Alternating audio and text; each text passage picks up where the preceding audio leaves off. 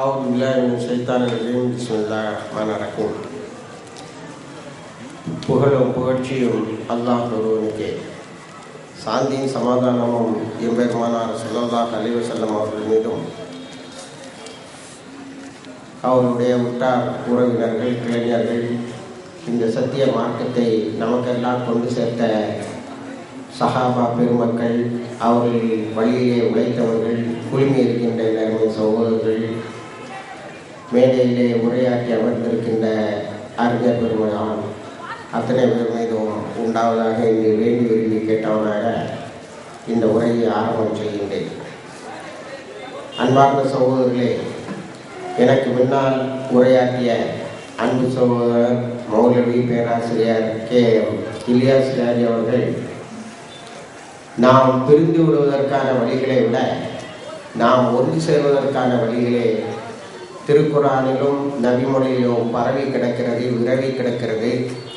அதை ஆய்வு செய்து நாம் எல்லோரும் ஒன்றுபட வேண்டும் என்பதை ரொம்ப உறுதியாக எடுத்து சொன்னார்கள். அதனாலே தான் அந்த புத்தகத்திற்கும் நாம் பிரிந்து விட வேண்டாம் என்று பெயர் வைத்தோம். நாம் எல்லாம் ஒற்றுமையாக இருக்க வேண்டும் என்று பெயர் வைப்பதை விட உங்களிடத்திலே 1000 கருத்து வேறுபாடுகள் இருக்கட்டும், ஆனால் நாம் பிரிந்து விட வேண்டாம் என்று அதை பெயர் வைத்தோம். சகோதரர்களே, இந்த நாட்டிலே அரசாங்கம் அறிவிக்கக்கூடிய ஜாதிய உட்பிரிவுகள் 4835 இருக்கின்றன.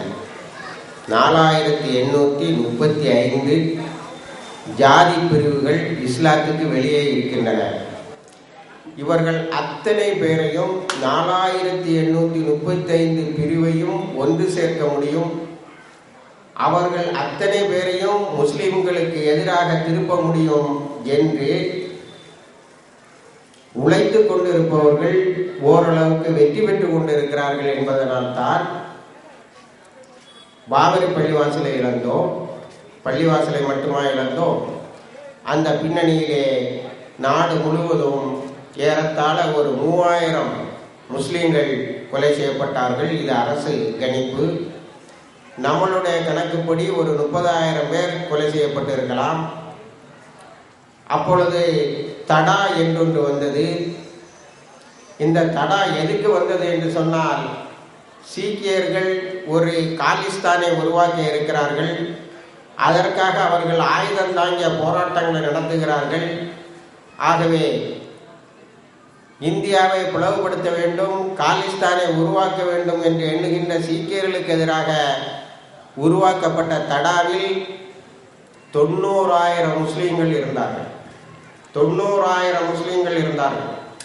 பாபரி பள்ளிவாசலை மையமாக கொண்டு யாரெல்லாம் போராடினார்களோ, யாரெல்லாம் தங்களுடைய வேதனையும் விரக்தியை வெளிப்படுத்துவதற்கு ரோட்டுக்கு வந்தார்களோ, இவர்களெல்லாம் கைது செய்யப்பட்டார்கள், தடாவில் அடைக்கப்பட்டார்கள். தடாவில் நடக்கின்றது அத்தனையும் அநியாயம் என்பது நிரூபிக்கப்பட்ட பிறகு 1995 தடா நீக்கப்பட்டது. ஆனால் முஸ்லிம்கள் தடாவிலே கைது செய்யப்பட்டிருந்தால் அந்த வழக்குகள் மட்டும் நீக்கப்படவில்லை. இன்றும் கோவை சிறையிலும் மற்ற சிறையிலும் இருக்கின்ற எத்தனையோ சகோதரர்கள் தடாவின் கீழ் வருவதனால் தான் பிணை கிடைக்காமல் இருந்து கொண்டிருக்கிறார்கள். ஆகவே நமக்கு எதிராக இருப்பவர்களெல்லாம் ஒன்று திரள முடியும், நாம் மட்டும் ஒன்றுபட முடியாது. அதிலும் வெட்கக்கேடு என்னவென்று சொன்னால், நம்மளை பிரிப்பதற்கு எந்த குர்ஆனும் ஹதீஸும் நம்மளை ஒன்றுபடுத்த சொல்கிறதோ அதையே பயன்படுத்துவதுதான். அண்மையிலே லண்டனிலே ஒரு பெரிய புத்தகம் வந்தது. அதன் பெயர் Muhammad the prophet for our times. Muhammad ஸல்லல்லாஹு அலைஹி வஸல்லம் அவர்கள் இன்றைய காலத்துக்கு லண்டனிலே வாழ்கின்றவர்களுக்கு, ஐரோப்பாவிலே வாழ்கின்றவர்களுக்கு வழிகாட்டுவது என்று ஒரு புத்தகம் வந்தது. இந்த புத்தகத்தை தொலைக்காட்சி தொடராக எடுத்ததில் முதல் தொடரையே 20,000 ஐரோப்பியர்கள் பார்த்திருக்கிறார்கள். அதோடு மட்டுமல்ல, எழுதியவர் ஒரு பெண் எழுத்தாளர். உலகெங்கிலும் மிகவும் பிரபல்யமாக பேசப்படக்கூடிய ஒரு பெண் எழுத்தாளர். அவர் அந்த நூலிலே தலைப்பே முதலில் ஒரு பெரிய சர்ச்சைக்குரிய தலைப்பை போட்டிருக்கிறார். முஸ்லீம்களுக்கு அல்ல, முஸ்லீம் அல்லாதவர்களுக்கு. பெருமானார் ஸல்லல்லாஹு அலைஹி வஸல்லம் அவர்கள் இன்றைக்கும் வழிகாட்டுகிறார்கள், அது மட்டுமல்ல இன்றைக்கு நமக்கு வழிகாட்டி என்று ஐரோப்பிய பெருங்குடி மக்களை பார்த்து சொல்லுகிறார்கள். அதன் முன்னுரையிலே சொல்லுகிறார்கள், ஒரு கொள்கை, ஏகத்துவத்தை அடிப்படையாக கொண்ட இஸ்லாம் என்ற கொள்கை 1400 வருடங்களை தாண்டி வாழ்ந்து கொண்டிருக்கிறது. எத்தனையோ கொள்கைகள் வந்தன, அவையெல்லாம் ஒரு நூற்றாண்டுக்கு மேல் வாழ்ந்ததாக வரலாறு இல்லை.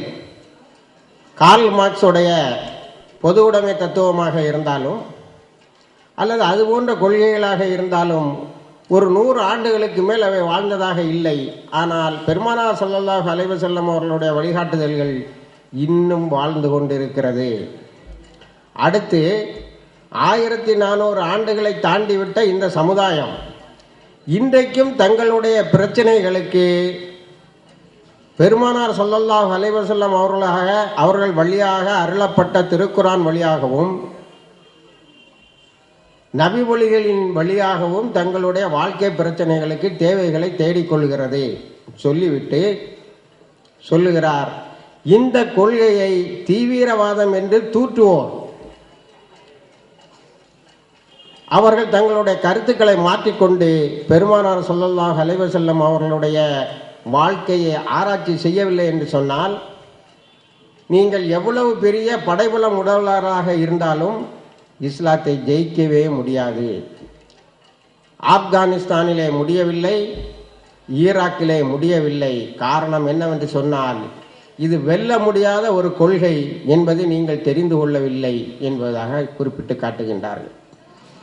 சகோதரர்களே, நாம் பிரிந்துவிட வேண்டாம் என்ற புத்தகம் அரபியிலே இருந்து நேரடியாக, எனக்கு தெரிந்து இந்த புத்தகம் அரபி அல்லாத இன்னொரு மொழியில் வந்திருக்குமே என்று சொன்னால் அது தமிழ் மொழியாகத்தான் இருக்க முடியும்.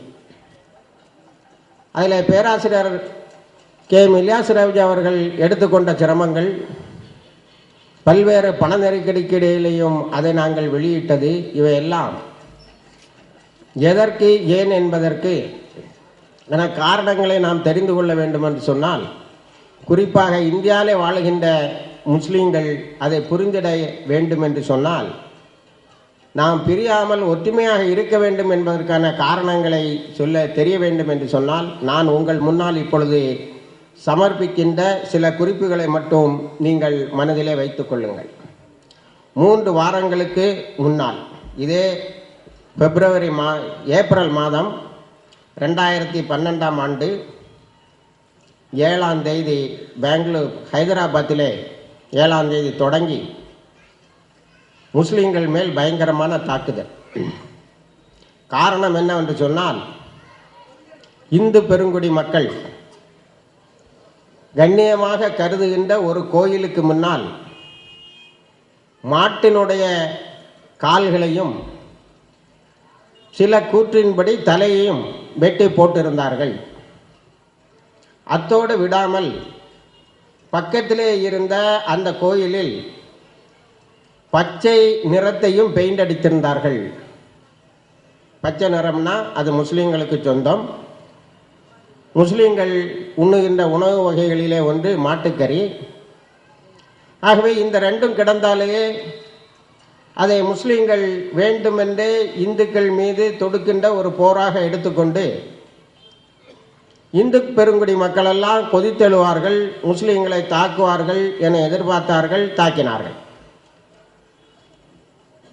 ஒரு வாரம் பயங்கரமான கலாட்டா, முஸ்லீம்களுக்கு பயங்கரமான பொருள் சேதங்கள், பல இளைஞர்கள் கைது செய்யப்பட்டார்கள், முஸ்லீம் இளைஞர்கள். ஆனால் இன்றைக்கு இந்து பத்திரிகையிலே ஒரு செய்தி வந்திருக்கிறது, 4-5 நாட்களாகவே அது பேசப்படுகிறது. என்ன செய்தி என்று சொன்னால், அந்த மாட்டு காலை கோயிலின் முன்னால் போட்டவர்களும் கோயிலிலே பச்சை பெயிண்டை அடித்தவர்களும் இந்துக்கள். அவர்கள் 2 பேர், அதில் 2 பேர் கைது செய்யப்பட்டிருக்கிறார்கள். அவர்கள் அழைத்து கேட்டபோது ஒரு இந்து எழுச்சி வர வேண்டும் என்று சொன்னால் இப்படி செய்தால் வரும் என்று எங்களுக்கு பாடம் சொன்னார்கள். ஆகவே நாங்கள் செய்தோம் என்று சொல்லுகிறார்கள். பொய்யாக ஒரு சம்பவத்தை உருவாக்கிவிட்டு இந்துத்துவ தீவிரவாதிகளே ஒரு சம்பவத்தை உருவாக்கிவிட்டு அப்பாவி முஸ்லிம்களை கைது செய்வதும்,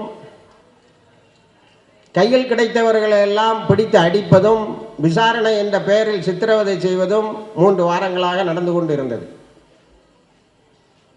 யாரும் அதை தடுக்க முடியவில்லை. காவல்துறையினருக்கு பச்சை பெயிண்டா மாட்டுக்காலா முஸ்லிம்களை கைது செய் என்பது ஒன்றுதான் தெரியும். இன்றைக்கு அந்த செய்தியை ஒரு பக்கத்தில் மிகவும் மறைவாக போட்டு அதை செய்தது இந்துத்துவ தீவிரவாதிகள் தான் என காட்டியிருக்கின்றார்கள். எங்கே போய் அழுவது? இதில் கைது செய்யப்பட்ட இளைஞர்களுக்கு பிணை கிடைப்பது மிகப்பெரிய சிரமம். ஆனால் இப்பொழுது கைது செய்யப்பட்டிருக்கிற இந்துக்களுக்கு உடனே பிணை கிடைத்துவிடும். 2-3 நாட்கள் அவங்க வெளியில் வந்துடுவாங்க.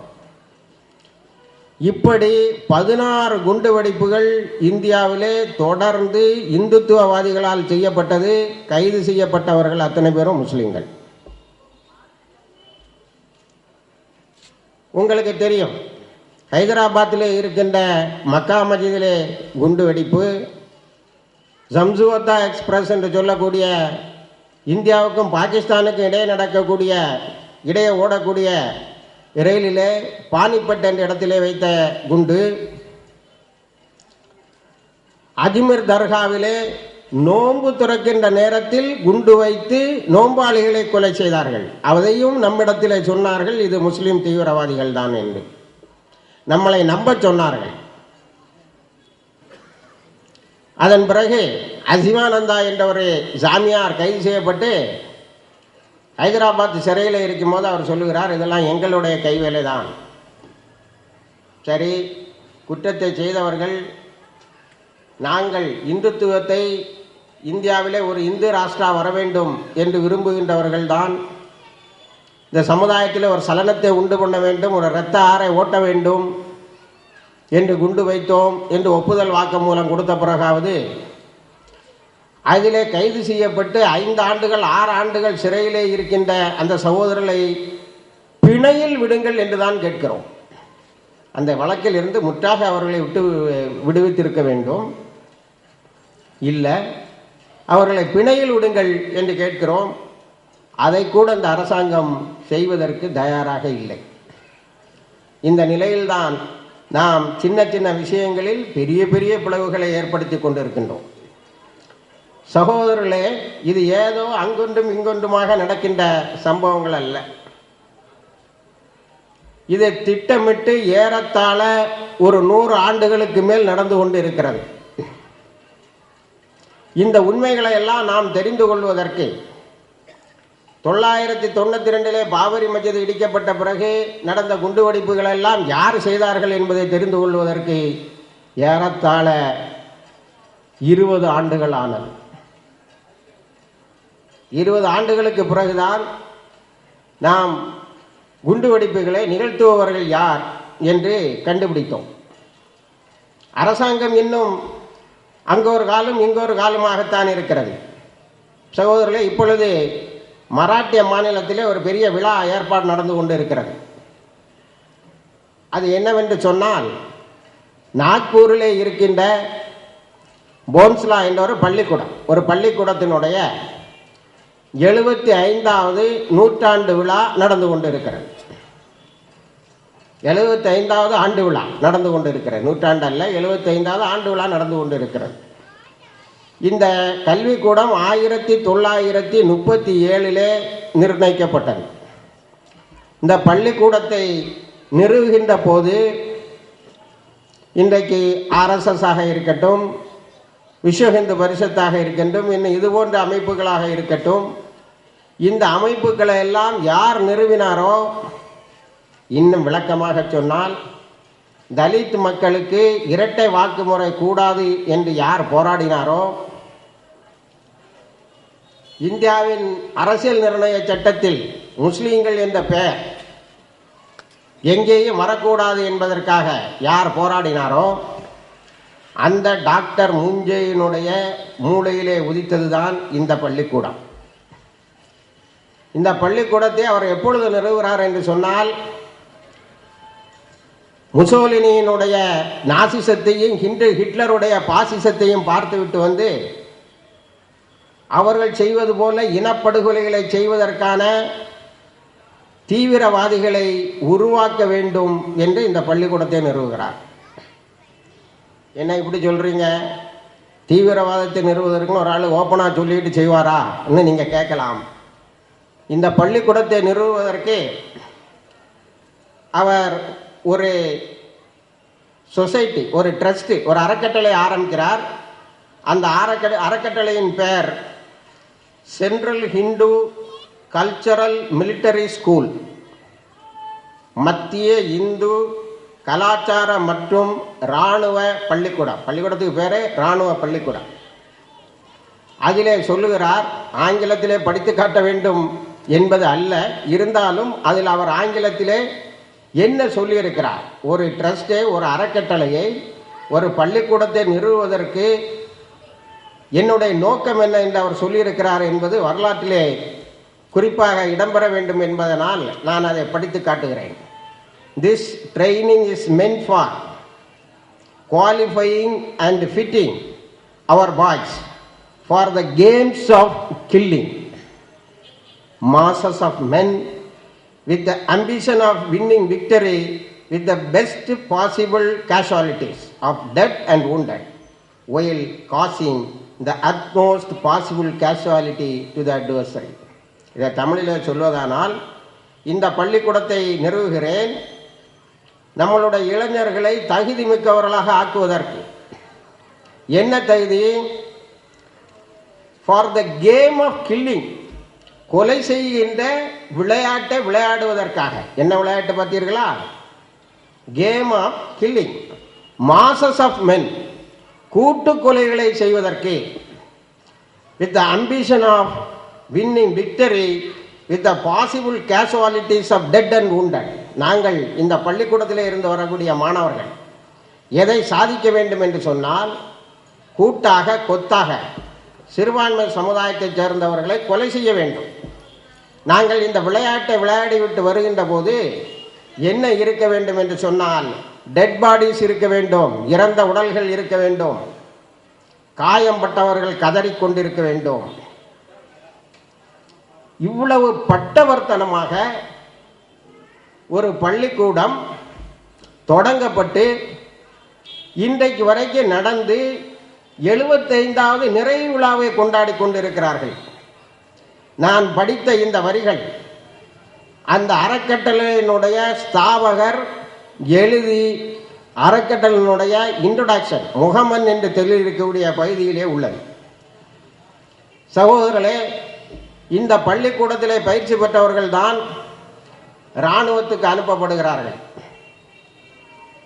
சகோதரர்களே, இராணுவத்திலே இருக்கின்ற அதிகாரிகள், நமது இந்திய இராணுவத்திலே இருக்கின்ற அதிகாரிகள் இந்த பள்ளிக்கூடத்திலே வந்து மாணவர்களுக்கு வன்முறையை பற்றி, தீவிரவாதத்தை பற்றி பயிற்சி கொடுக்கிறார்கள்.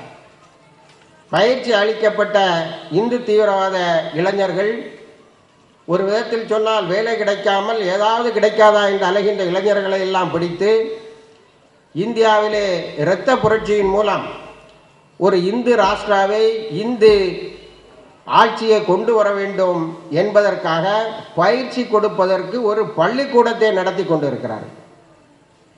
அவர்கள் சொல்லுகிறார்கள், இப்பொழுது இராணுவத்தில் என்னுடைய பேச்சை குறிப்பெடுக்கின்ற ஏதாவது உளவுத்துறை சகோதரர்கள் இருந்தால்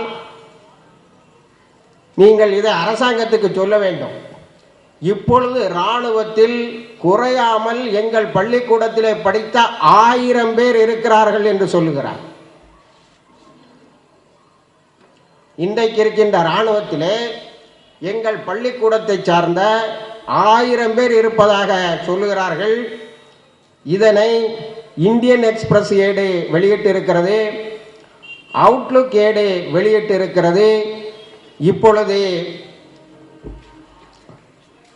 சுபாஷ் கட்டேடர் என்ற எழுத்தாளர் மில்லி கெசட் என்ற பத்திரிகையிலும் இதை பதிவு செய்திருக்கிறார். சகோதரர்களை, இந்துத்துவாவை இந்த நாட்டில் நிறைவேற்ற வேண்டும், நிலைநாட்ட வேண்டும் என்பதற்கு இராணுவ பயிற்சி கொடுக்கப்படுகிறது. அவர்கள் இந்த இராணுவத்திலே சேருகிறார்கள். என்னை சார்ந்தவர்கள், அவர் மிக அழகாக சொல்லுகிறார், they were brainwashed by me. அந்த பள்ளிக்கூடத்தினுடைய முதல்வர் சொல்லுகிறார், அவர்களை நான் மூளைச்சலவை செய்து இராணுவத்துக்கு அனுப்பியிருக்கிறேன் என்று. நமது இராணுவ அமைச்சர் ஏ கே ஆண்டோனியிடம் ஒரு 3 ஆண்டுகளுக்கு முன்னால் 2 ஆண்டுகளுக்கு முன்னால் அவரிடத்திலே இந்த கோரிக்கையை வைத்தோம். இராணுவத்திலே போன்ஸ்லா பள்ளிக்கூடத்திலும் இன்னொரு பள்ளிக்கூடம் இருக்கிறது, மகாராஷ்டிரா மிலிட்டரி ஃபவுண்டேஷன் என்று. இதை நடத்தி கொண்டிருப்பவரே நமது இராணுவத்திலிருந்து ஓய்வு பெற்ற செட்டாலா என்பவர் தான் நடத்தி கொண்டிருக்கிறார். அவர் சொல்லுகிறார், நான் நடத்தி கொண்டிருக்கின்ற மகாராஷ்டிரா மிலிட்டரி ஃபவுண்டேஷனில் இருந்தும் நிறைய பேரை நான் இராணுவத்தில் சேர்த்திருக்கிறார்கள் என்று பகிரங்கமாக அறிக்கை விடுகிறார்கள். திருப்பி பாருங்கள், ஒரு நிமிஷம் நீங்கள் நின்று சிந்தித்து பாருங்கள். ஏதாவது ஒரு முஸ்லிம் என்னுடைய பள்ளிக்கூடத்திலே இஸ்லாமிய ஆட்சியை கொண்டு வருவதற்காக நான் 1000 பேரை இராணுவ பயிற்சி கொடுத்தேன், அவர்கள் இப்பொழுது இராணுவத்தில் இருக்கிறார்கள் என்று சொன்னால் அவனை என்ன பாடெல்லாம் படுத்துவாங்க.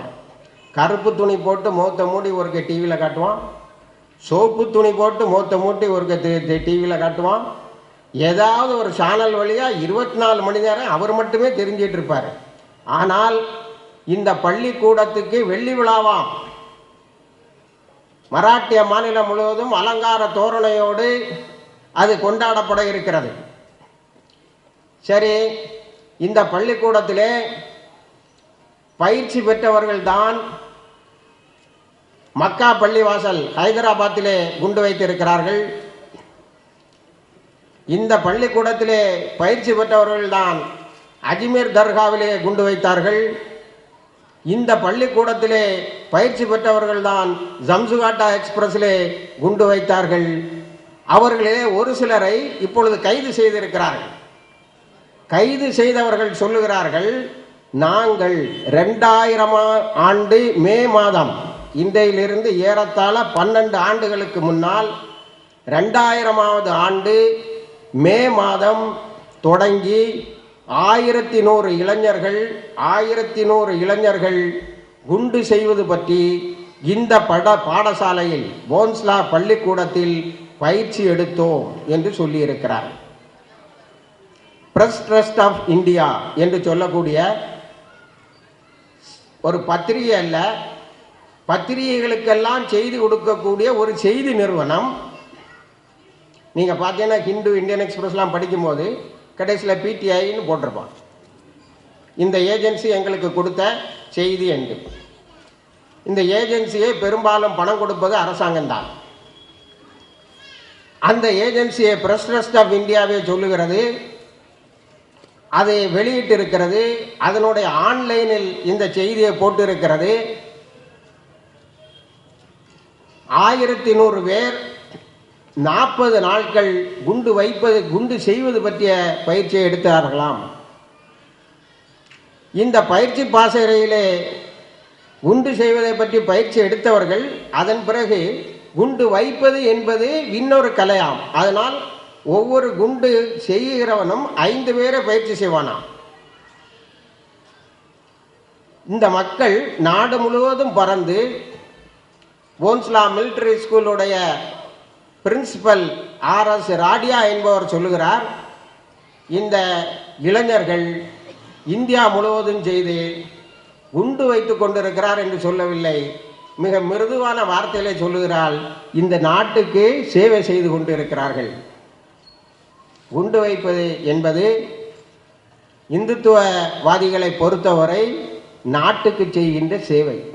சகோதரர்களே, அணுகுண்டை தூக்கி போட்டது போல, வெடிகுண்டை எடுத்து நடுத்தெருவிலே போட்டது போல இன்னொரு செய்தியை சொல்லுகிறார். 1000 தற்கொலைப்படை வீரர்களை நான் உருவாக்கி இருக்கிறேன். 1000 தற்கொலைப்படை வீரர்களை நான் உருவாக்கி இருக்கிறேன்.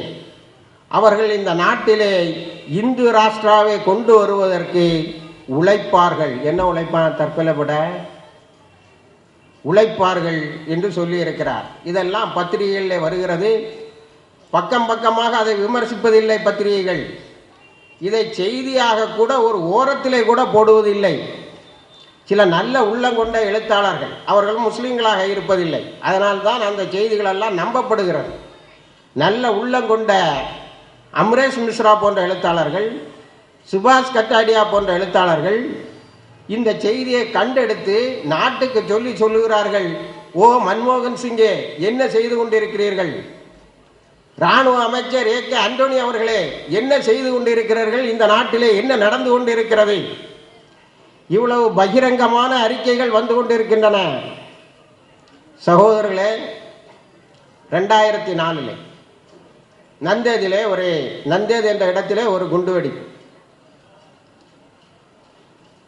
இந்து தீவிரவாத அமைப்பை சார்ந்தவர்கள், அவர்கள் விஸ்வ ஹிந்து பரிஷத் என்ற அமைப்பை சார்ந்தவர்கள் குண்டு செய்வதற்கு பயிற்சி செய்து எடுத்துக்கொண்டிருக்கிறார்கள். குண்டு வெடித்து விடுகிறார்கள். 2 பேர் இறந்து விடுகிறார்கள். 2 பேர் மருத்துவமனையிலே இருக்கிறார்கள். நமது பத்திரிகையெல்லாம் சேர்ந்து டப்பாசு வெடித்தது, பட்டாசு வெடித்தது என்று முழு பூசணிக்காயை சோத்திலே மறைக்கிறார்கள். ஆனால் அந்த இடத்துக்கு சென்று பார்த்தால் சில தாடிகள், செயற்கை தாடிகள் செய்து வைத்திருக்கின்றன. டக்குன்னு எங்கேயாவது போகும்போது தாடி எடுத்து ஒட்டிக்கிட்டா முஸ்லீம் மாதிரி தெரியும். அது மட்டுமல்ல, நமது இமாம் சாஹிபுகள் அணிவது போன்ற பெரிய ஜுப்பாக்களும் அங்கே இருக்கிறது. முழு பூசணிக்காவே சோத்திலே மறைத்து விட்டார்கள். ஏன் இந்த ஒட்டுத்தாடிகள் இருக்கின்றன? ஏன் முஸ்லீம்கள் அணிவது போன்ற ஆடைகள் குண்டு செய்யக்கூடிய இடத்திலே இருக்கிறது என்பதை ஒட்டுமொத்தமாக மறைத்து விட்டார்கள். நாமெல்லாம் ஊடகங்களுடைய கைதிகளாக இருந்து அவர்கள் என்ன சொல்லுகிறார்களோ அதைத்தான் கேட்டாக வேண்டும், படித்தாக வேண்டும், நம்பியாக வேண்டும் என்ற அவல நிலையிலே இருக்கின்றோம். சகோதரர்களே, இந்த தகவல் எப்பொழுது தெரிகிறது என்று சொன்னால், 2008 நவம்பரிலே மும்பையிலே ஒரு பெரிய தாக்குதல். இன்றைக்கும் 26/11 என்று சொன்னால் மும்பை தாக்குதல் என்பது நமது நெஞ்சுக்கு முன்னாலே வந்து நிற்க வேண்டும். அதிலே உள்ள மிகப்பெரிய சம்பவம் என்னவென்று சொன்னால், கர்கரே என்று சொல்லக்கூடிய மராட்டிய மாநிலத்தை சார்ந்த ஒரு காவல்துறை அதிகாரி அதிலே கொலை செய்யப்பட்டு விடுகிறார்.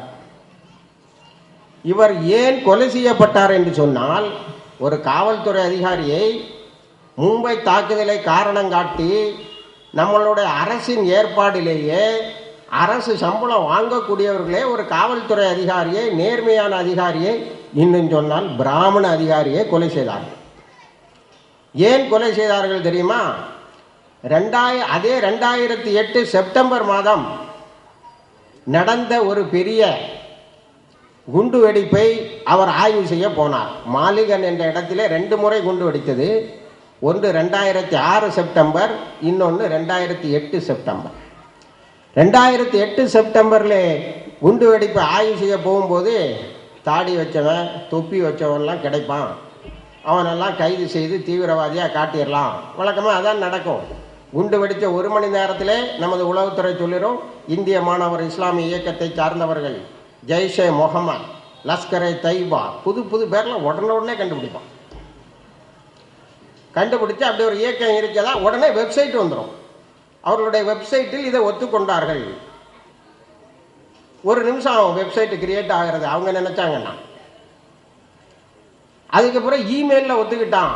இப்படியெல்லாம் நமக்கு கதை சொல்லுவார்கள். கடைசியில் யாருன்னு கேட்டால், இமெயில் அனுப்புனது ஒரு அமெரிக்காக்காரன், அவனே எங்கன்னு கேட்டால் இப்போ தான் ஃப்ளைட் ஏற்றி அமெரிக்காவுக்கு அனுப்பியிருக்கான் அப்படின்னு சொல்லுவான். ஆகவே தாடியும் தொப்பியும் வைத்தவர்களெல்லாம் சிக்குவார்கள் குண்டு வைத்ததிலே என்று போனால், தாடி வச்சவன் வரல. பிரக்யா சிங்னு ஒரு இந்து பெண் சன்னியாசி வருகிறாள். ஒரு அம்மா சன்னியாசி வேடம் பூண்ட ஒரு அம்மா வரான். இந்த அம்மாவுடைய பைக்கில் இருந்து தான் அந்த குண்டு வெடிச்சிருக்கு. என்னையா இது கற்கரை கொஞ்சம் ஆச்சரியமாக போச்சு. ஏதாவது தாடி வச்சவன் 2 வரை பிடிச்சி போட்டு கேஸை க்ளோஸ் பண்ணலான்னு பார்த்தா பைக் இந்த அம்மாவுக்கு சொந்தமாம. அந்த அம்மா பைக் யார்கிட்ட வாங்கிச்சுன்னு சொன்னால் சுனில் ஜோஷின்னு ஒரு ஆர்எஸ்எஸ் காரன்ட வாங்கியிருக்கு. அவன் உயிரோடு இருக்கான்னு பார்த்தா அவன் இறந்து போயிட்டான். கொலை செய்தது இந்த அம்மாவே தான். இப்படி அவர் கொஞ்சம் கொஞ்சமாக அதை ஆலோசித்து பார்க்கும்போது என்ன தெரியுதுன்னு சொன்னால் அந்த குண்டு வெடிப்பை நடத்தினது அபினவ் பாரத்னு ஒரு அமைப்பு. இந்த அமைப்பை நடத்தி கொண்டு இருப்பது யார் தெரியுமா? இப்பொழுது நம்ம அழகான வார்த்தைகளில் சொல்லுகிறார்கள். கோட்சேயின் ஃபேமிலிங்கிறத ஒரு நல்ல எழுத்தாளர் அழகாக எழுதியிருக்கான். நமக்கெல்லாம் பயன்படுங்கிறதுனால இந்திய தீவிரவாதத்தின் தந்தை கோட்சேன்னு எழுதுகிறான். இந்தியாவில் தீவிரவாதத்தை முதல்ல நுழைத்தது யார் என்று சொன்னால், இன்னும் குறிப்பாக சொல்லப்போனால் த ஃபர்ஸ்ட் டெரரிஸ்ட் இந்த இண்டிபெண்ட் இந்தியா, சுதந்திரம் அடைந்த பிறகு இந்தியாவினுடைய முதல் தீவிரவாதி கோட்சே. ஏனென்று சொன்னால் அவனை ஏன் தீவிரவாதத்தின் தந்தைன்னு சொல்கிறோம்னா, தேசத்தந்தை காந்தியை கொலை செய்தான். பாரத மாதாவை தாயின்னு சொல்லுவாங்க, ஆனால் தகப்பன் காந்தியை சுட்டு கொண்டுட்டாங்க. ஆகவே அந்த கோட்சேயினுடைய குடும்பத்தால் நடத்தப்படுவது தான் இந்த அபினவ் பாரத் என்ற அமைப்பு. இந்த அபினவ் பாரதியுடைய அமைப்பிலே இருந்துதான் புரோஹித் வந்திருக்கிறார். அந்த புரோஹித் யாருன்னு என்று சொன்னால், இந்த போஸ்னா மிலிட்டரி ஸ்கூலிலே பாடம் பயின்றவர், நம்மளுடைய இராணுவத்தினுடைய உளவுத்துறையிலே இருப்பதாக காட்டிக்கொண்டு இந்து ராஷ்டிராவை இந்தியாவிலே கொண்டு வருவதற்கு, இந்தியாவில் இல்லை இஸ்ரேலில் போய் தலைமையகம் வைத்து ஆயிரக்கணக்கான இந்து இளைஞர்களை மூளை செலவை செய்து தீவிரவாத செயல்களிலே ஈடுபடுத்தி கொண்டிருப்பவர். இவர்கள் வைக்கின்ற எல்லா குண்டுலையும் ஆர்டிஎக்ஸ் இருக்கும், ரிசர்ச் டெவலப் எக்ஸ்ப்ளோசிவ்ஸ் என்று சொல்லுவார்கள். இந்த ஆர்டிஎக்ஸ் 2 இடத்துல தான் கிடைக்கும். ஒன்று உண்மையிலே கிடைக்கிறது நமது இராணுவத்தில், இன்னொன்று பொய்யாக கற்பனையாக எங்கே கிடைக்குன்னு நம்ம மக்கள் சொல்லிகிட்டு இருக்காங்கன்னா பங்களாதேஷோட பார்டரில், அங்கே உள்ள பெட்டி கடையிலெல்லாம் கிடைக்குங்கிற மாதிரி கதை எழுதிட்டு இருக்கான். இந்தியாவில் எங்கெல்லாம் ஆர்டிஎக்ஸ் வைத்து குண்டுவெடிப்பு நடந்ததோ அது அனைத்தும் நமது இராணுவத்திலே இருந்து எடுக்கப்பட்ட ஆர்டிஎக்ஸ். எடுத்தவர் புரோஹித், வைத்தவர்கள் போன்ஸ்லா மிலிட்டரி ஸ்கூலிலே படித்தவர்கள்.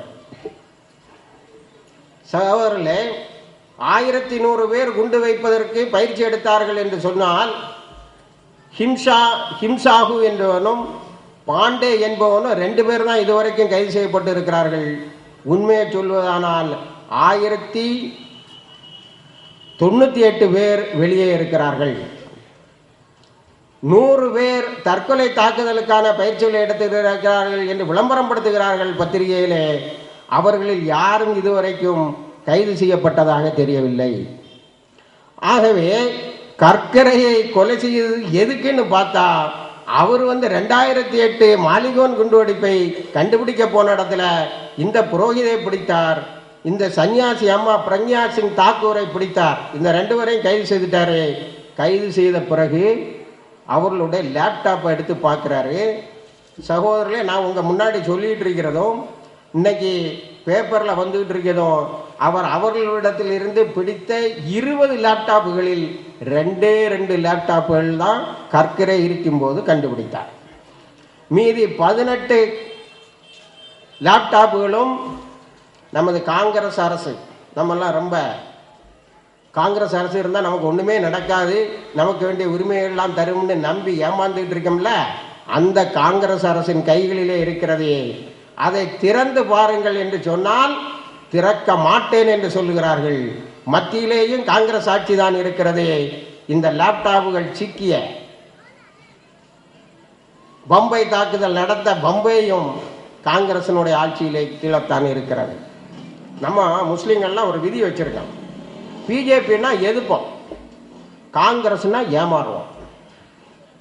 எங்களை ஏமாத்தலாம், ஆனால் ஏமாத்துறது யாரா இருக்கணும்? காங்கிரஸ்காரனா இருக்கணும். அப்போ நாங்கள் சந்தோஷமாக ஏமாறுவோம். சகோதரர்களே, இந்த 2 லேப்டாப்பில் கிடைச்சதுல தான் கற்கரை கண்டுபிடிக்கிறாரு. இந்து ராஷ்டிராவை அமைப்பதற்கு இன்னைக்கு இருக்குல்ல அரசியல் நிர்ணய சட்டம், போன கூட்டத்தில் பேசும்போது கூட புகழேந்தி இந்த வழக்கறிஞர் ரொம்ப பெருசாக சொன்னார். இந்த நாட்டினுடைய தாய் சட்டம், இந்த தாய் சட்டத்தை நாய் சட்டம்னு வெளியே போட்டுக்கிட்டு அந்த இடத்திலே ஒரு இந்து சட்டத்தை எழுதி வைத்திருக்கிறாள். ரெடியா இருக்கு. ஒரு கொடி, உங்க மூவர்ண கொடியை தூக்கி பிடிச்சிட்டு அலையிறாங்கல்ல, அந்த மூவர்ண கொடிக்கு மாற்றாக ஒரு கொடியையும் வரைந்து இருக்கிறார்கள், ஏற்படுத்திட்டாங்க. அசோக் சக்கரா த நேஷனல் சிம்பல் சொல்லுவாங்க. அசோக சக்கரா நம்ம நாட்டினுடைய சின்னம்னு சொல்லுவாங்க. அவன் வேற ஒரு சின்னத்தை ஏற்படுத்தி வச்சிருக்கான். அது ஒருவேளை தாமரையா இருக்கலாம், இல்லைன்னா கருடனா இருக்கலாம். இதெல்லாம் எங்க இருக்குன்னு சொன்னால் இஸ்ரேலினுடைய தலைநகர் டெல் அவீவிலே இருக்கிறது. அங்கே இருந்து ஒரு இந்து ராஷ்டிரா வேலை செய்து கொண்டு இருக்கிறது. இங்கே 1100 பேர் குண்டு வைப்பதற்கு, குண்டு செய்வதற்கு பயிற்சி பெற்றவர்களும் 1000 பேர் தற்கொலை படையாகவும் இந்தியாவிலே சேவை செய்து கொண்டிருக்கிறார்கள். இந்த சேவை எதற்கு என்று சொன்னால் இந்து ராஷ்டிராவை அமைப்பதற்கு. இதை கண்டுபிடித்தார் கற்கரை. அவர் என்னன்னா வெறும் இந்துக்கள் தான், இந்து தீவிரவாதிகள் தான் இதுல சம்பந்தப்பட்டிருக்காருன்னு கண்டுபிடிச்சிட்டு அப்புறம் பார்த்தா காங்கிரஸ்ல இருக்கிறவனும் இருக்கிறான், எல்லா கட்சியிலும் இருக்கிறவனும் இருக்கிறான். இயக்கம் நடத்துகிறவர்கள் தான் இருக்கிறார்கள் என்று சொன்னால் அரசியல் கட்சியிலும் இருக்கிறார்கள். அதுக்கு பிறகு ஒரு உண்மையை கண்டுபிடிச்சாரு. அதுல தான் அவருக்கு உயிர் போயிட்டு. நமது அவனுடைய மத்திய உளவுத்துறையும் இந்து ராஷ்டிராவை செயல்படுத்துவதில் இருக்கிறது. சகோதரர்களே, மத்திய அரசாங்கத்துக்கு பார்வைக்கு நாம் கொண்டு செல்கிறோம். இந்தியாவின் மீதும் இந்தியாவினுடைய தாய் சட்டம் என்று சொல்லப்படுகின்ற கான்ஸ்டிடியூஷன் மீதும் உங்களுக்கு உண்மையிலே நம்பிக்கை இருந்தால் பத்திரிகைகளிலே, அவுட்லுக்கிலே, இன்னும் பிரஸ் ட்ரஸ்ட் ஆஃப் இந்தியாவினுடைய ஆன்லைனில், இந்தியன் எக்ஸ்பிரஸிலே வந்திருக்கக்கூடிய ஒரு செய்தியை நீங்கள் நிச்சயமாக ஆராய்ச்சி செய்தாக வேண்டும். போன்ஸ்லா மிலிட்டரி பள்ளிக்கூடத்தில் ஐபி என்ற இன்டெலிஜென்ஸ் பியூரோவை சார்ந்தவர்கள் பயிற்சி கொடுத்து கொண்டிருக்கிறார்கள் என்ற செய்தி நேற்றும் இன்றைக்கும் வந்து கொண்டிருக்கிறது. எங்க உட்கார்ந்திருக்கான், எங்க உட்கார்ந்திருக்கேன் சகோதரர்களே? மத்திய உளவுத்துறையே இந்து ராஷ்டிராவை செயல்படுத்துகின்ற அந்த பணியை கையில் எடுத்திருக்கிறது என்று தெரிஞ்சவுடன் கற்கரை என்ற அண்டர்லைன் போட்டு சொல்ல விரும்புகிறேன், பிராமண அதிகாரி, நேர்மையான அதிகாரி, இந்த நாட்டினுடைய சட்டங்களின் மேல் அழுத்தமான நம்பிக்கை உள்ளவர், நம்மளுடைய உள்துறை அமைச்சர், இந்தியாவுடைய உள்துறை அமைச்சர், அப்போதைய உள்துறை அமைச்சர் சிவராஜ் பாட்டீலிடம் சென்று இவ்வளோ பெரிய கான்ஸ்பிரசி நடந்திருக்கீங்க, நான் கைது செய்தா யாரெல்லாம் தெரியுமா கைது செய்ய வேண்டி வரும்? அபினவ் பாரத சார்ந்தவங்களை மட்டுமல்ல, ஆர்எஸ்எஸ் போன்ற அமைப்புகளை சார்ந்தவர்கள் மட்டுமல்ல, நமது உளவுத்துறையினரையே கைது செய்ய வேண்டும். செய்யட்டுமா கேட்டார். உடனே அரசியல் நிர்ணய சட்டத்தின் மேல் உண்மையிலேயே நம்பிக்கை உள்ளவர்கள் என்ன சொல்ல வேண்டும்? உடனேயே கைது செய். இந்த நாட்டினுடைய அரசியல் நிர்ணய சட்டம் தாய் சட்டம், constitution of India is above all. அதற்கு எதிராக வரக்கூடியவர்கள் யாராக இருந்தாலும் கைது செய் என்று சொல்லியிருக்க வேண்டும். ஆனால் உள்துறை அமைச்சர் என்ன சொன்னார் என்று சொன்னால், இதை வெளியில யார்கிட்டையும் சொல்லிடாத. சகோதரர்களே, கற்கரை கொலை செய்யப்படுகிறார். கொலையை செய்தது அபினவ் பாரதை சார்ந்தவர்கள், கொலையை செய்வதற்கு ஏவி விட்டவர்கள் மத்திய உளவுத்துறையை சார்ந்தவர்கள். இதனை நான் இங்கே மேடை போட்டு பேசிக் கொண்டிருக்கிறேன் என்று நினைக்காதீர்கள். எங்கள் சார்பிலே உச்ச நீதிமன்றத்திலே நாங்கள் ஒரு மனுவை தாக்கல் செய்தோம். அந்த மனுவிலே கற்கரையை கொலை செய்ததில் மர்மம் இருக்கிறது. இந்து ராஷ்டிராவை கண்டுபிடித்த சில நொடிகளுக்கு உள்ளாலேயே கற்கரை கொலை செய்யப்படுகிறார் என்று சொன்னால் இதை கொலை செய்ததிலே மர்மம் இருக்கிறது. அதை நீங்கள் மறு புலனாய்வுக்கு உட்படுத்த வேண்டும் என்று சொல்லி உச்சநீதிமன்றத்திலே நாங்கள் ஒரு மனுவை போடுகிறோம். உச்சநீதிமன்றம் சொல்லுகிறது, நீங்கள் இந்த நிகழ்ச்சி நடந்த பம்பாயிலே கொண்டு போய் இந்த மனுவை தாக்கல் செய்யுங்கள். பம்பாய் உயர்நீதிமன்றத்துக்கு பிறகு அவர்கள் என்ன சொல்லுகிறார்கள் என்று கேட்டுக்கொண்டு நேரே இங்கே வாருங்கள். ஏனென்றால் இது ஆபெக்ஸ் கோர்ட், இது அப்பீல்களுக்கெல்லாம் அப்பீல் மேல்முறையீட்டுக்கான நீதிமன்றம், நீங்கள் அங்கே போங்கள் என்று சொன்னார்கள். நாங்கள் மகாராஷ்டிரா மாநிலத்திலே கொண்டு போய் உயர்நீதிமன்றத்திலே இந்த மனுவை போட்டோம். இதையெல்லாம் ஆண்மையோடும் தீரத்தோடும் நின்று செய்து கொண்டிருப்பவர் கற்கரையை கொலை செய்தது யார் என்ற புத்தகத்தை எழுத எஸ்.எம். முஸ்லிம் அவர்களும், பீகாரிலே இருந்து 3 முறை எம்எல்ஏ ஆக இருந்த ராதாகாந்த் யாதவ் அவர்களும். அந்த ராதாகாந்த் யாதவ் அவர்களை நாங்கள் மதுரைக்கு வர வைத்து இவ்வளவு நெஞ்சுரத்தோடு இந்திய இராணுவத்தையும் கற்கரையை கொலை செய்தவர்களையும் நாட்டுக்கு அடையாளம் காட்டுவதற்கு உங்களுக்கு செலவுக்கு பணம் தருகிறோம் என்று கற்கரை அவார்டு என்று ஒன்றை நிறுவி இந்த தள்ளாத நேரத்திலேயும் நாங்கள் 1 லட்சம் ரூபாயை அவர்களுக்கு கொடுத்தோம் மதுரையிலே வைத்து. இந்த வழக்கு பம்பாயினுடைய உயர்நீதிமன்றத்திலே நடக்கிறது. நடக்கின்ற நேரத்தில் நமது அரசு தரப்பிலே வாதாடுகின்ற வழக்கறிஞர் சொல்லுகிறார், கற்கரையை கொலை செய்தது யார் என்ற ஒரு புத்தகத்தை எழுதி வைத்துவிட்டு அந்த புத்தகத்தை அடிப்படையாக கொண்டு ஒரு வழக்கை இந்த நீதிமன்றத்திலே போட்டு இருக்கிறார்கள். இவர்களுடைய நோக்கமெல்லாம் அந்த புத்தகத்தை விற்பனை செய்வதுதான். யுவர்லாட் நீதிபதி அவர்களே, நான் இந்த வழக்கை ஆட வேண்டும் என்று சொன்னால், இந்த வழக்கை நான் பிரதிநிதித்துவப்படுத்தி பேச வேண்டும் என்று சொன்னால், கற்கரையை கொலை செய்தது யார் என்ற ஒரு நூலை படிக்க வேண்டும் என்று இவர்கள் எதிர்பார்க்கிறார்கள் என்று சொன்னார். உடனே நீதிபதி மார்லாப்பள்ளி அவர்கள் சொன்னார்கள், மிஸ்டர் ப்ராசிக்யூட்டர், நான் அந்த புத்தகத்தை படித்து முடித்து விட்டேன். அந்த புத்தகத்தின் அடிப்படையிலே கற்கரையை கொலை செய்தது யார், பாகிஸ்தானில் இருந்து வந்தவர்களா இந்தியாவில் இருந்து வந்தவர்களா என்பதில் எனக்கும் சந்தேகம் வந்துவிட்டது. ஏனென்று சொன்னால், மகாராஷ்டிராவினுடைய டூரிசம் டெவலப்மெண்ட் கார்பரேஷனுடைய செயலாளர் ஐஏஎஸ் அதிகாரி என் முன்னாடியே வந்து சொன்னார், கற்கரையை கொலை செய்ததில் ஒருவர் மராட்டி மொழியிலே பேசினார் என்று சொன்னார். மராட்டி மொழியிலே பேசுபவன் நிச்சயமாக பாகிஸ்தான்காரனாக இருக்க மாட்டான். இந்த புத்தகத்தை தடை செய்ய வேண்டும் என்று எப்போதாவது உங்களுக்கு தெரிந்திருக்கிறதா என்றால் இல்லை. ஏனென்று சொன்னால், தடை என்று போனால் இந்த புத்தகத்தில் என்ன இருக்கிறது என்பது ஊர் உலகங்களுக்கெல்லாம் தெரிந்துவிடும்.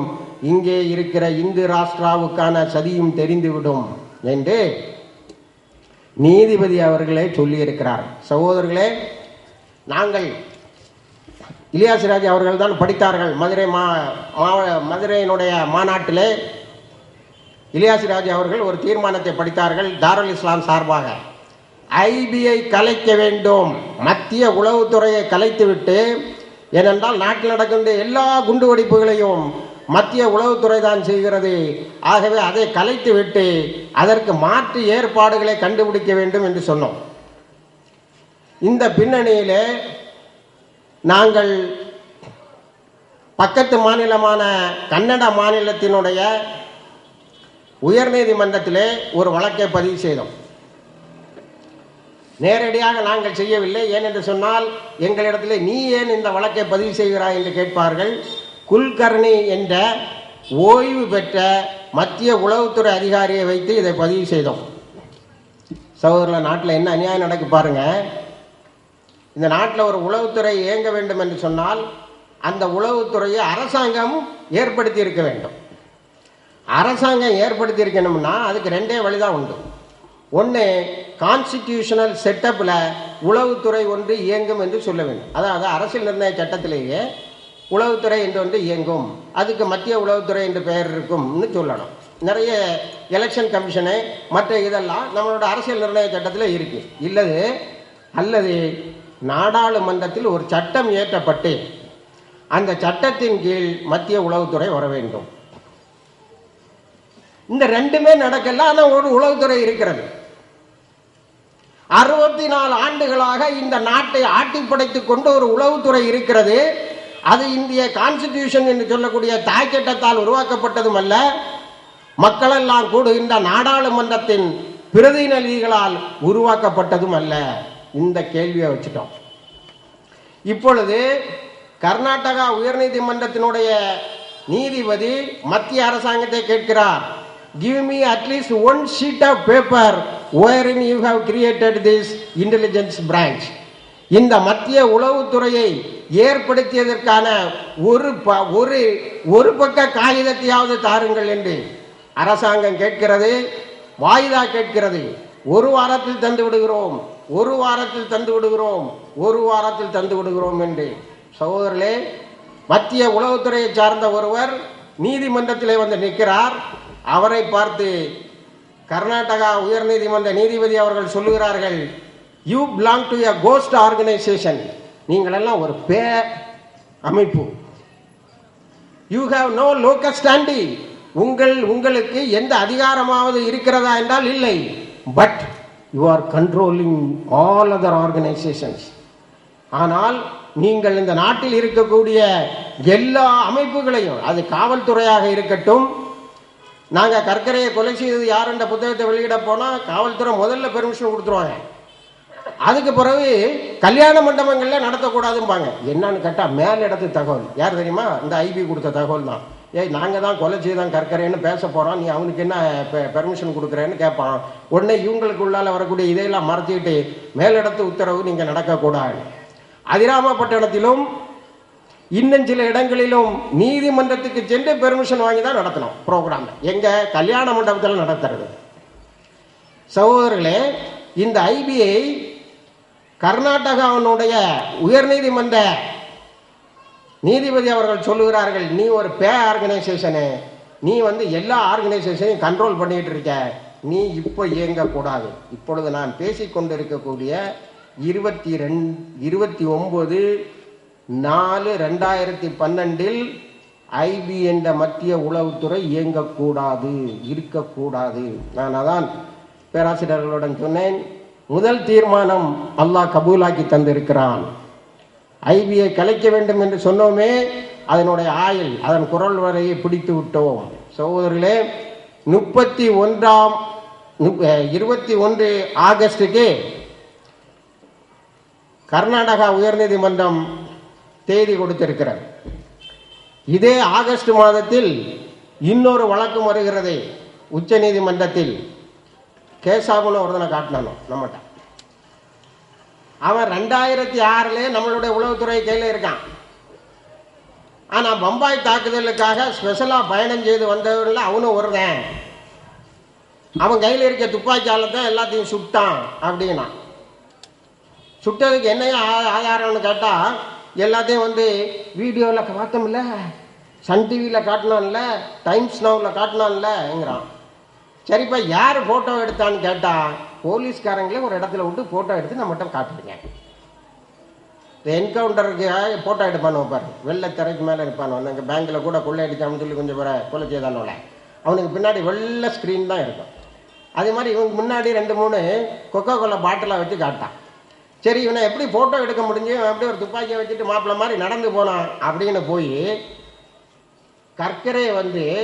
கற்கரை புத்தகத்தை எழுதின எஸ்.எம். முஸ்ரீஃப் அவர்களும் மற்றவர்களும் போய் ரயில்வே ஸ்டேஷனில் கேட்குறாங்க. ரயில்வே ஸ்டேஷனில் போய் சுட்டான். ஆமாம், ரயில்வே ஸ்டேஷனில் சுட்டான். இவன் தான் ரயில்வே ஸ்டேஷனில் இருந்து போய் கற்கரையும் கொலை செய்துட்டான்னாங்க. ரயில்வே ஸ்டேஷனில் சுடும்போது ஃபோட்டோ எடுத்ததான்னு சொல்லி, ஆமாம். அப்போ ரயில்வே ஸ்டேஷனில் இப்படி ஃபோட்டோக்கெல்லாம் போஸ்ட் கொடுத்துக்கிட்டு மற்றவங்களெல்லாம் சுட்டுக்கிட்டு இருந்தானா ஃபோட்டோ எடுக்கிறவனை விட்டுக்கிட்டு அப்படின்னு கேட்டால், அங்கே ஹோட்டல் நடத்திக்கிட்டு இருக்கிறான். போங்க, அது பொய்யுங்க, அந்த பையனுக்கு இதுக்கு சம்மந்தம் கிடையாது. சுட்டவர்கள் முகத்தை மூடிக்கொண்டு சுட்டார்கள், ஆகவே இவர்கள் ஃபோட்டோ எடுத்திருக்க முடியாது. அப்போ சிசிடிவி என்னாச்சு? நம்ம இப்போ ரயில்வே ஸ்டேஷனு பஸ் ஸ்டாண்ட்லாம் சிசிடிவி வைக்கிறாங்க.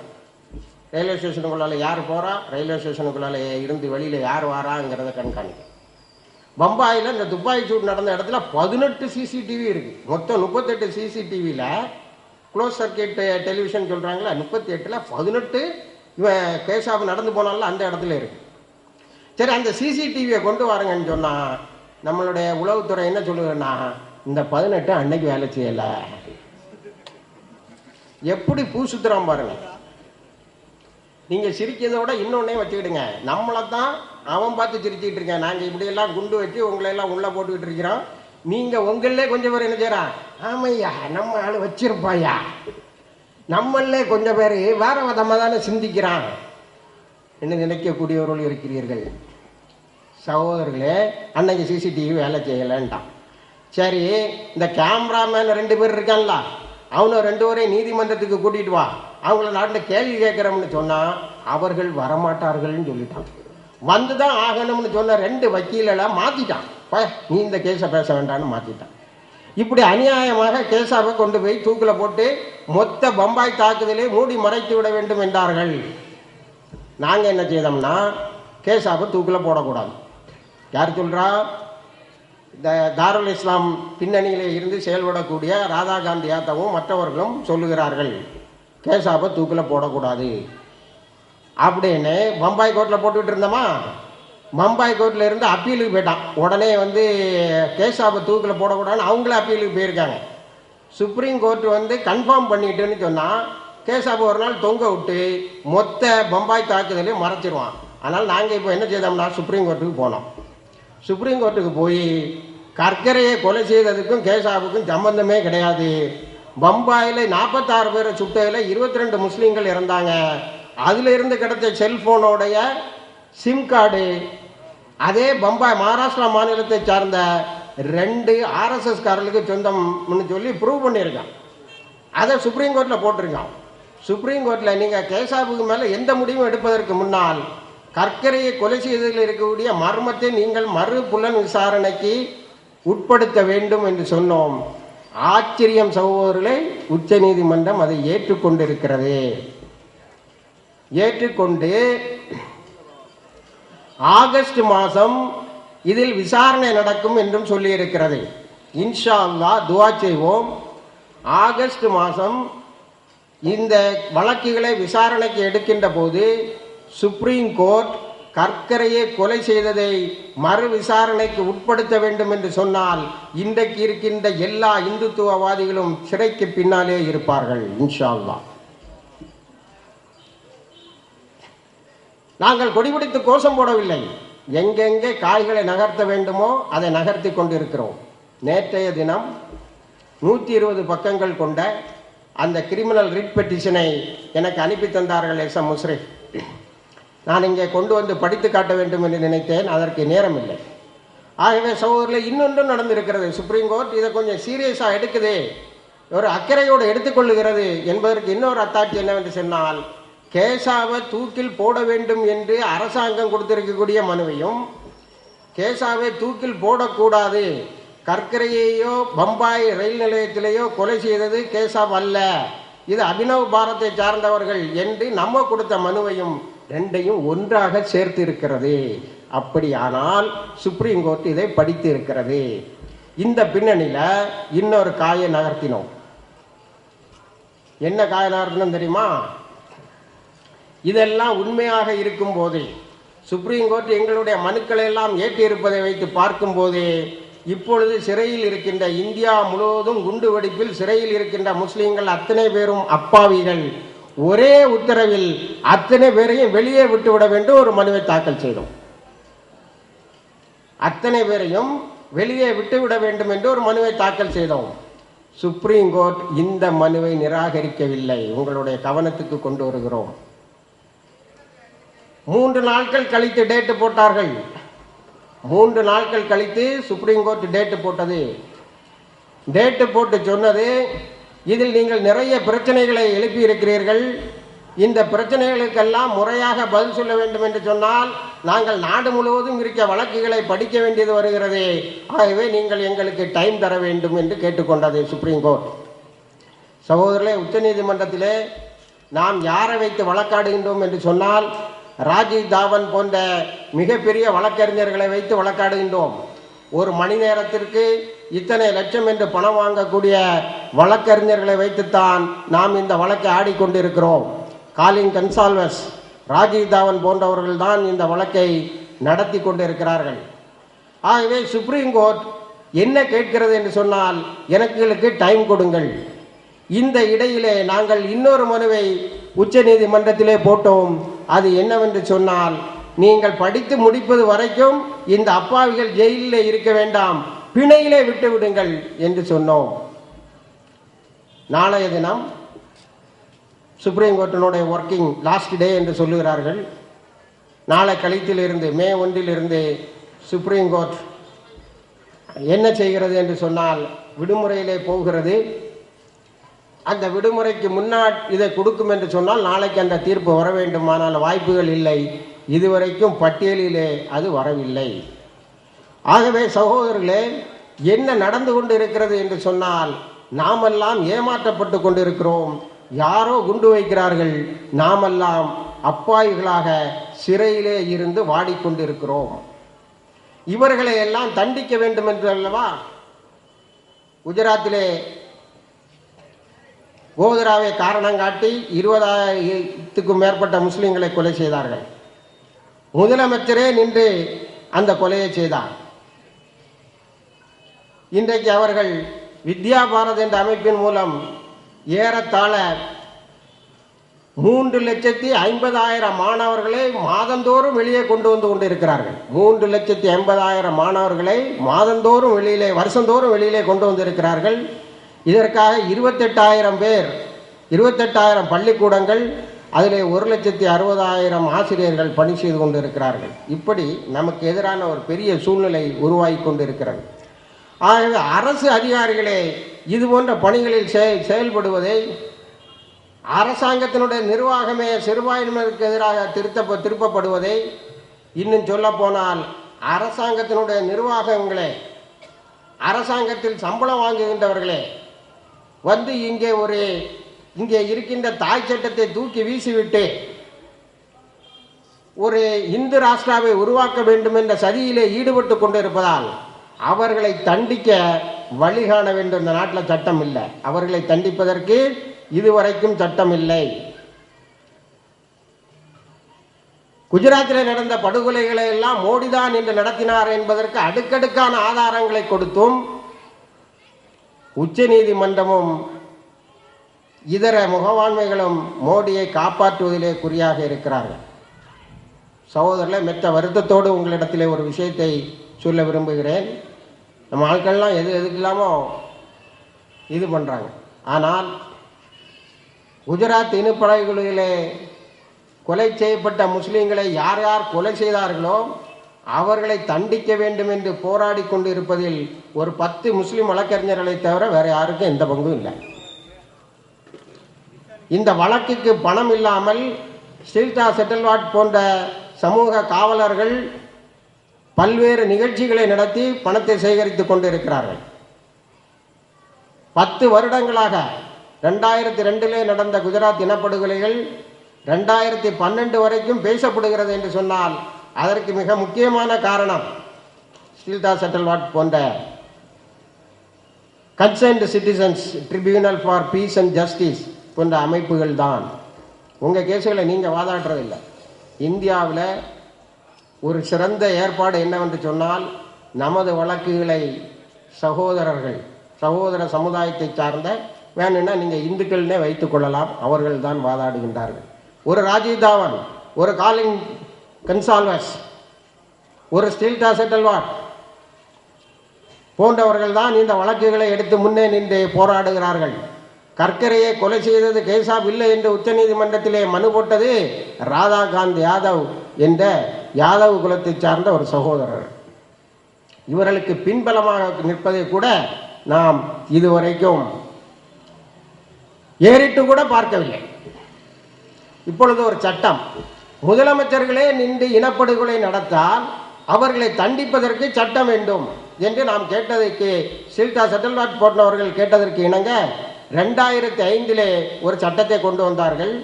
அது காவல்துறைக்கு இன்னும் அதிகமான அதிகாரத்தை கொடுத்து கொண்டிருந்தது. ஆகவே அந்த சட்டத்தை மாற்ற வேண்டும் என்று ஒரு சட்டத்தை கேட்டோம். அதுதான் சுருக்கமாக கம்யூனல் வயலன்ஸ் பில் என்று சொல்லுகிறார்கள். நீளமாக prevention of communal violence, compensation and reparations act 2011 என்று அதற்கு பெயர் வைக்கிறார்கள். அதாவது வகுப்பு கலவரங்களால் பாதிக்கப்பட்ட முஸ்லீம்களுக்கு காம்பன்சேஷன் கொடுக்க வேண்டும், நஷ்ட ஈடு கொடுக்க வேண்டும். அதற்கு உடந்தையாக இருக்கின்ற அதிகாரிகள் தண்டிக்கப்பட வேண்டும். என்ன செய்கிறாங்கன்னா, இதுவரைக்கும் நடந்த படுகொலைகளை எடுத்து பார்த்தால் 1960 சுதந்திர இந்தியாவில் 1947 இருந்து படுகொலைகள் தொடங்கப்பட்டு இன்றைக்கு நடந்து கொண்டு இருக்கிறது. இதை ஆய்வு செய்த ஆய்வு அறிக்கைகள் எல்லாம் 2 விஷயத்தை சொன்னேன். ஒன்று சிறுபான்மையினருக்கு எதிரான வெறுப்பு பிரச்சாரங்கள் ஒரு சமூகத்தாரால் செய்யப்பட்டு கொண்டே இருக்கிறது. அதுதான் நாம் சங்கு பரிவாரம் என்று சொல்லுகிறோம். அவன் மாட்டை திங்கான், ஒரு கணக்கு பாடம் சொல்லி கொடுக்குறானலாம். என்ன கணக்கு பாடம் தெரியுமா? ஒரு முஸ்லீம் தன்னுடைய வாழ்நாளில் 20 மாடுகளை உண்கிறான். அப்போ 20 மாடுகளை காப்பாற்ற வேண்டும் என்று சொன்னால் எத்தனை முஸ்லீம்களை கொலை செய்ய வேண்டும்? விடை ஒரு முஸ்லீமை கொலை செய்யணும்னு எழுதுனா 10 மார்க் கொடுக்குறான். இப்படி